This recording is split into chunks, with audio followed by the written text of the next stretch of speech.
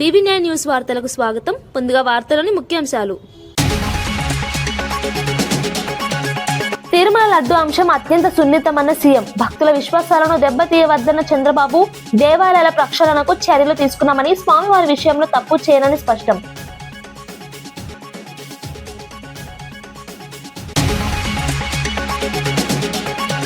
రేవంత్ తో లక్కీ జోడిగా మహేష్ గౌడ్ వ్యాఖ్య. సమన్వయంతో కాంగ్రెస్ బలపడుతోందన్న అభిప్రాయం. జీహెచ్ఎంసీ ఎన్నికల్లో విజయం సాధిస్తామన్న ధీమా. ప్రజల సేవే మా లక్ష్యమని స్పష్టం చేసిన నేత.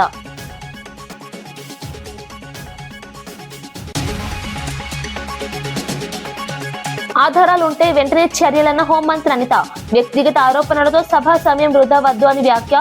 చట్టపరంగా ప్రభుత్వం సిద్ధమని స్పష్టం. ప్రజా సమస్యలపైన చర్చించాలని పిలుపు.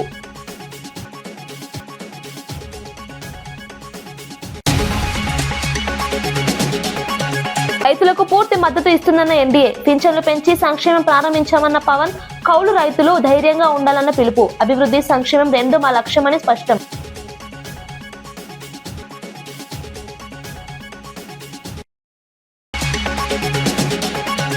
కాంగ్రెస్ ఖాతాలో స్టేషన్ గన్పూర్ మున్సిపాలిటీ 18 బడుల్లో 13 గెలిచి స్పష్టమైన మెజారిటీ. కడియం మద్దతుతో మారిన రాజకీయ సమీకరణాలు. పట్టణ అభివృద్ధికి కట్టుబడి పనిచేస్తామన్న నేతలు.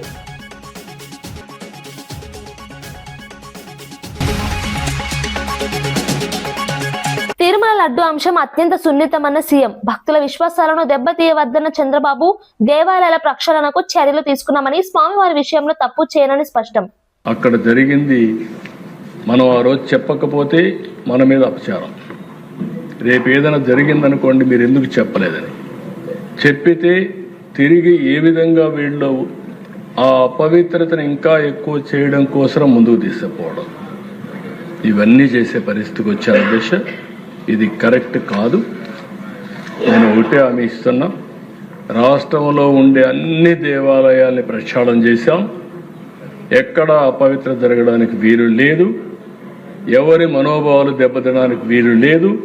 ప్రతి ఒక్క దేవాలయంలో పవిత్రత కాపాడే బాధ్యత ఎన్డీఏ ప్రభుత్వం తీసుకుంటామని మరొక్కసారి ప్రజలందరూ కూడా విజ్ఞప్తి చేస్తున్నారు. ఇంకొక పక్కన దిశ ఒకసారి చూస్తే బాధ వేస్తుంది, వీళ్ళ యొక్క బిహేవియర్ చూస్తే కూడా ఆశ్చర్యం వేస్తుంది. కల్తీ లడ్డుకు హెరిటేజ్ ఎందుకు తీసుకొస్తారా దిశ? నాకైతే అర్థం కాదనమాట. నాకు ఇలాంటి ఆ రోజు వివేకానంద రెడ్డి, నేనే ముఖ్యమంత్రి, చెప్పకపోతే ఒక బాధ, చెప్తే ఒక బాధ. ఆ రోజు నిద్రలేశాను, మా వాళ్ళు ఇక్కడే ఉన్నారు ఐజీలు. రేవంత్ తో లక్కీ జోడిగా మహేష్ గౌడ్ వ్యాఖ్య. సమన్వయంతో కాంగ్రెస్ బలపడుతోందన్న అభిప్రాయం. జీహెచ్ఎంసీ ఎన్నికల్లో విజయం సాధిస్తామన్న ధీమా. ప్రజల సేవే మా లక్ష్యమని స్పష్టం చేసిన నేత.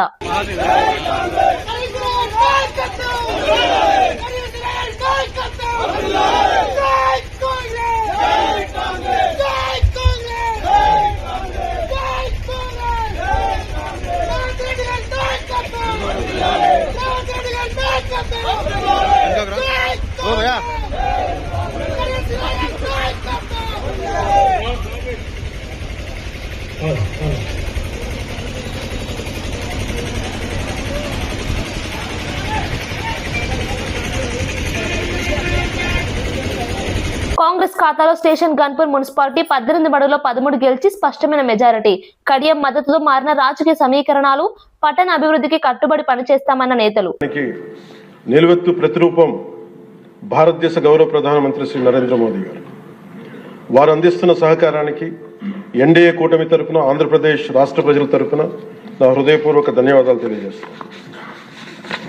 ఆంధ్రప్రదేశ్ రాష్ట్ర ప్రథమ పౌరులు, రాజ్యాంగ సంరక్షకులు, రాజ్యాధినేత justice former Supreme Court justice S Abdul Nazeer గారు చేసిన బడ్జెట్ ప్రసంగం చాలా ప్రేరణ ఇచ్చింది. ఆంధ్ర రాష్ట్ర భవిష్యత్తుకు బలమైన పునాదులు వేస్తుంది. వికసిత్ భారత్లో భాగంగా వికసిత్ ఆంధ్రప్రదేశ్ లక్ష్యంగా సాగింది.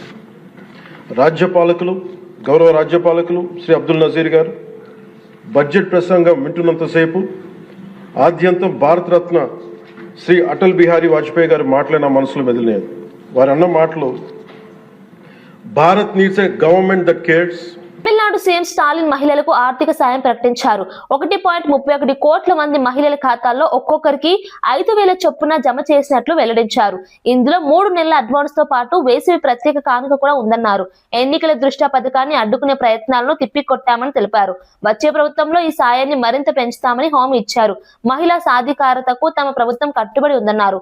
ఈ నిర్ణయం రాష్ట్ర రాజకీయాల్లో చర్చనీయాంశమైంది. మహిళల ఆర్థిక భద్రతకు ఇది తోడ్పడుతుందని విశ్లేషకులు భావిస్తున్నారు. கொரோனா உச்சத்தில் இருந்துச்சு. அதை சமாளித்து மக்களின் உயிரை காத்தது மட்டுமில்லை, அவங்க வாழ்வாதாரத்தை காக்க 4,000 ரூபாய் நிவாரணத் தொகையையும் வழங்கணும். சென்ற ஆட்சி விட்டுட்டு போன கடுமையான நிதி நெருக்கடியை சமாளித்து ஆட்சிக்கு வந்ததுமே பல திட்டங்களை நிறைவேற்றணும்.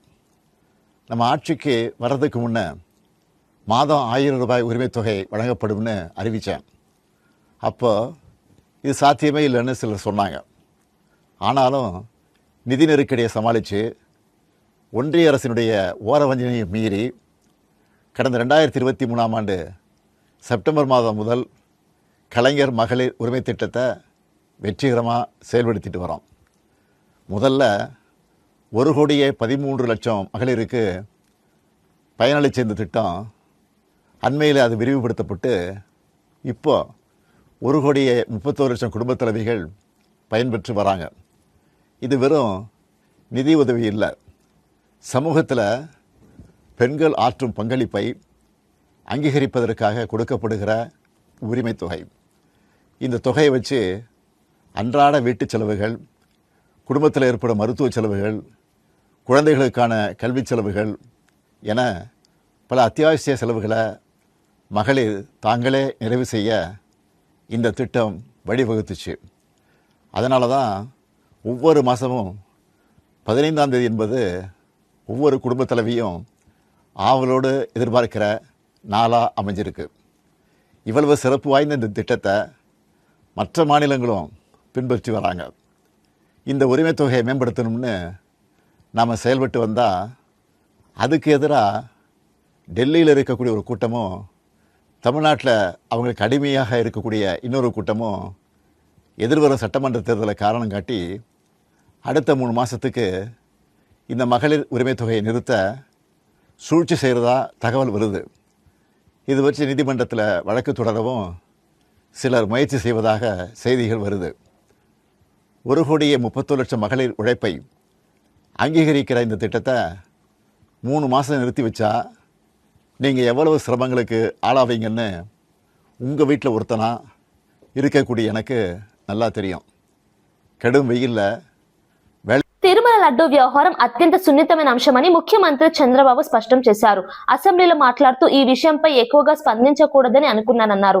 అయితే కొందరు కావాలనే భక్తుల మనోభావాలను దెబ్బతీసేలా వ్యాఖ్యలు చేస్తున్నారని ఆవేదన వ్యక్తం చేశారు. వెంకటేశ్వర స్వామి విషయంలో తెలిసి తెలియక ఎటువంటి తప్పు చేయనని పేర్కొన్నారు. నిద్ర రాకపోతే స్వామివారిని తలుచుకుంటే ప్రశాంతత లభిస్తుందని తెలిపారు. రాష్ట్రానికి తిరుమల వంటి పుణ్యక్షేత్రం ఉండడం అదృష్టమన్నారు. దేవాలయాల ప్రక్షాళనకు ప్రభుత్వం చర్యలు తీసుకుందని చెప్పారు. భక్తుల విశ్వాసాన్ని రాజకీయాలకు బలి చేయవద్దని సూచించారు. ఈ అంశాన్ని బాధ్యతగా చూడాలని ఐజా మున్సిపాలిటీలో కాంగ్రెస్ ఎంపీ మల్లు రవి దత్తత హామీ ఇచ్చినప్పటికీ పార్టీకి విజయం లభించలేదు. అభివృద్ధి వాగ్దానాలు చేసిన ప్రజలు ఇతర అభ్యర్థులను ఆశ్రయించారు. స్థానిక సమస్యలు రాజకీయ సమీకరణాల ప్రభావం చూపినట్లు విశ్లేషణలు చెబుతున్నాయి. కాంగ్రెస్ నాయకులు ఫలితాలను సమీక్షించి కారణాలు తెలుసుకుంటామని తెలిపారు. ప్రజా ఆశయాలను మరింత సమగ్రంగా అర్థం చేసుకుని ముందుకు సాగుతామని అన్నారు. డ్రైన్ల కోసం గానీ, ఇండ్ల కోసం గానీ, పెన్షన్ల కోసం గానీ, రేషన్ కార్డుల కోసం గానీ, ఉద్యోగం కోసం గానీ అన్ని రకాల స్కీములు, ప్రణాళికలు ఈ ఐజా పట్టణంలో ఇంప్లిమెంట్ చేసి దాని ద్వారా ఇక్కడున్న ప్రజల జీవన విధానంలో ఒక పెను మార్పు తీసుకొని రావాలనే ఉద్దేశంతో నేను సంపత్ గారు మాట్లాడుకుని మరి దీన్ని దత్తత తీసుకోవటం జరిగింది. శాసనమండలి చీఫ్ విప్ పంచుమర్తి అనురాధ అంబటి రాంబాబుపై తీవ్ర స్థాయిలో విమర్శలు గుప్పించారు. ప్రజలను భయభ్రాంతులకు గురి చేసి క్రిమినల్ గా వ్యవహరిస్తున్నారని ఆరోపించారు. రాజకీయంగా ప్రాధాన్యం కోసం వివాదాస్పద వ్యాఖ్యలు చేస్తూ సమాజంలో ఉద్రిక్తతలు రేకిస్తున్నారని మండిపడ్డారు. చట్టాన్ని చేతిలోకి తీసుకునే వారిపై కఠిన చర్యలు తీసుకోవాలని డిమాండ్ చేశారు. ప్రజాస్వామ్యంలో బాధ్యతాయుతమైన ప్రవర్తనే నాయకులకు అలంకారమని, దౌర్జన్యాలకు తావు లేకుండా వ్యవహరించాలన్నారు. ప్రజాస్వామ్యంలో బాధ్యతాయుతమైన ప్రవర్తనే నాయకులకు అలంకారమని, దౌర్జన్యాలకు తావు లేకుండా వ్యవహరించాలన్నారు. ప్రభుత్వం చట్టపరమైన చర్యలు తీసుకుంటే దాన్ని రాజకీయ రంగు పులమడం తగదన్నారు. ప్రజల నమ్మకాన్ని దెబ్బతీసే చర్యలు ఎవరైనా చేస్తే చట్టం తన పని చేస్తుందన్నారు. రాజకీయ వ్యవహారాలను వ్యక్తిగత దూషణలుగా మార్చడం సరికాదని సూచించారు. ప్రజల భద్రతే ముఖ్యమని ఆమె స్పష్టం చేశారు. వాళ్ళ మీద తిరగబడ్డాడు. వైశ్యులు, ఆర్య వైశ్యులను కూడా చూడకుండా వాళ్ళని కొట్టించారు, బూతులు తిట్టారు. అన్ని కుల వ్యవస్థలను ఇంక్లూడింగ్ కాపుల్ని కూడా ఇష్టం వచ్చినట్టు తిట్టిన ఈ మనిషి ఈరోజు కాపు కార్డు వేసుకొని మాట్లాడటం, దాన్ని ప్రోత్సహించే విధంగా జగన్మోహన్ రెడ్డి కాపు కార్డుతో మనం రాజకీయం చెయ్యాల్సిందే అని చెప్పి ముందుకి వచ్చి ఇతనికి ఊతం ఇవ్వడం, నిన్న కూపన్ల విషయంలోనే మరి రిమాండ్ విధిస్తే జైల్లోకి వెళుతూ ఆ బస్ ఎక్కినప్పుడు తగ్గేదే లేదని చెప్పి సైగలు చేయడం అతని అరాచకానికి పరాకాష్ట అని చెప్పి ఈ సందర్భంగా నేను తెలియజేస్తా ఉన్నా.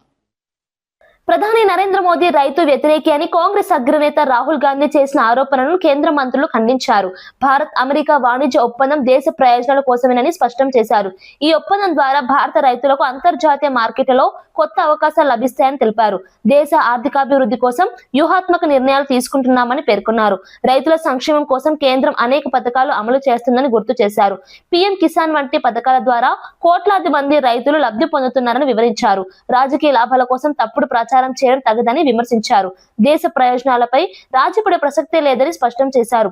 అభివృద్ధి కార్యక్రమాలపై దృష్టి పెట్టాలని ప్రతిపక్షాలను కోరారు. రైతులను తప్పుదారి పట్టించి వారిని రెచ్చగొట్టే ప్రయత్నం చేస్తున్నారని ఆరోపించారు. బలమైన సంపన్నమైన భారత్ భవిష్యత్తు కోసం రాహుల్ పనిచేస్తారని ఆశించలేమని చెప్పారు. రైతుల ప్రయోజనాలను పూర్తిగా రక్షిస్తామని పునరుద్ఘాటించారు. ప్రధాని మోదీ ఎల్లప్పుడూ రైతుల పట్ల సానుభూతితో ఉన్నారని, వారి శ్రేయస్సు కోసం పనిచేస్తారని గోయల్ చెప్పారు. రాహుల్ కు రైతుల సంక్షేమంతో సంబంధం లేదని, ఆయన ఎప్పుడూ దేశ వ్యతిరేక మాటలే మాట్లాడుతూ ఉంటారని శివరాజ్ సింగ్ చౌహాన్ ఆక్షేపించారు. మోదీ సర్కార్ తీసుకున్న ప్రతి నిర్ణయం రైతుల హితం కోసమేనని స్పష్టం చేసిన కేంద్ర మంత్రి, రైతులు సాధికారత సాధించడం రాహుల్ కు ఇష్టం లేదని మండిపడ్డారు. టీపీసీసీ చీఫ్ మహేష్ కుమార్ గౌడ్ తనను సీఎం రేవంత్ రెడ్డిని లక్కీ జోడీగా పేర్కొన్నారు. గతంలో డి శ్రీనివాస్, రాజశేఖర్ రెడ్డి కలిసి పార్టీని బలంగా నడిపినట్లే తాము సమన్వయంతో పనిచేస్తున్నామని తెలిపారు. ప్రజల ఆకాంక్షలకు అనుగుణంగా నిర్ణయాలు తీసుకుంటున్నామని చెప్పారు. ప్రభుత్వ సంక్షేమ పథకాలు ప్రజల మన్ననలు పొందుతున్నాయని పేర్కొన్నారు. తెలంగాణలో కాంగ్రెస్ కు వచ్చిన ఫలితాలు దీనికి నిదర్శనమని చెప్పారు. రాబోయే జీహెచ్ఎంసీ ఎన్నికల్లోనూ కాంగ్రెస్ విజయం సాధిస్తుందని ధీమా వ్యక్తం చేశారు. అభివృద్ధి, పారదర్శక పాలన ద్వారానే ప్రజల విశ్వాసం పొందగలమని అన్నారు. పార్టీ శ్రేణులు సమిష్టిగా పనిచేయాలని పిలుపునిచ్చారు. ప్రజల సేవే తమ లక్ష్యమని స్పష్టం చేశారు. రేవంత్ రెడ్డి గారు తీసుకొచ్చినటువంటి అభివృద్ధి సంక్షేమాన్ని గుర్తిస్తా ఉన్నారు. పార్టీని సమన్వయపరుస్తూ మేము కూడా ప్రజల ఆకాంక్షల మేరకు ప్రజలైతే కోరుకుంటారు ఆ రకంగా సంక్షేమం ఇవ్వగలిగినటువంటి కాంగ్రెస్ పార్టీని ఆదరిస్తా ఉన్నారు. వేస్ట్ జాలకు పోకుండా ప్రజల ఆకాంక్షకు అనుగుణంగా పనిచేయాలనే నేను కానీ ముఖ్యమంత్రి గారు ఒక నిర్ణయానికి వచ్చినాం. అందుకే అందరిని సమన్వయపరుచుకుంటూ ప్రజలకు కావాల్సింది ప్రజలకు ఇస్తూ పరిపాలన సాగుతుంది. కాబట్టి ఇవాళ ఏ రాష్ట్రంలో రానంటే రిజల్ట్స్ ఇవాళ కాంగ్రెస్ పేదలు వస్తా ఉన్నాయి. మీరు చెప్పినట్టుగా ఎన్నికల నాటికి మేము 63 సీట్లను గెలిచాం ఆనాటి పరిస్థితుల దృష్ట్యా. తర్వాత కంటోన్మెంట్ గెలిచాం, మొన్న జూబ్లీస్ గెలిచాం, సర్పంచ్లు గెలిచాం, ఇవాళ మున్సిపాలిటీ గెలుస్తా ఉన్నాం. రేపు జిహెచ్ఎంసీ, మెగా జిహెచ్ఎంసీ ఇదే పరిస్థితి పునరావృతం అవుతుంది. అక్కడ కూడా 80% పైగా కార్పొరేట్ సీట్ గెలుపుతాం, మేయర్ సీటు కైవసం చేసుకుంటాం. రాజమండ్రి సెంట్రల్ జైల్లో ఉన్న అంబటి రాంబాబును వైసీపీ నేతలు ములాఖత్ లో కలిశారు. మాజీ స్పీకర్ తమ్మినేని సీతారాం, మాజీ ఎంపీ మార్గాని భరత్ రామ్, హైకోర్టు మాజీ న్యాయమూర్తి జడ శ్రవణ్ కుమార్ తదితరులు జైలుకు చేరుకున్నారు. ఈ అరెస్టు రాజకీయ కక్ష సాధింపులో భాగమని వారు ఆరోపించారు. రాష్ట్రంలో ప్రజాస్వామ్య విలువలు దెబ్బతింటున్నాయని విమర్శించారు. అంబటి ఆరోగ్య పరిస్థితిని దృష్టిలో ఉంచుకొని ప్రత్యేక సౌకర్యాలు కల్పించాలని డిమాండ్ చేశారు. ప్రభుత్వం ప్రతిపక్షాన్ని అణిచివేయాలని చూస్తోందని అన్నారు. తిరుమల లడ్డు అంశంపై ప్రభుత్వం ప్రజలను తప్పుదో పట్టిస్తోందని ఆరోపించారు.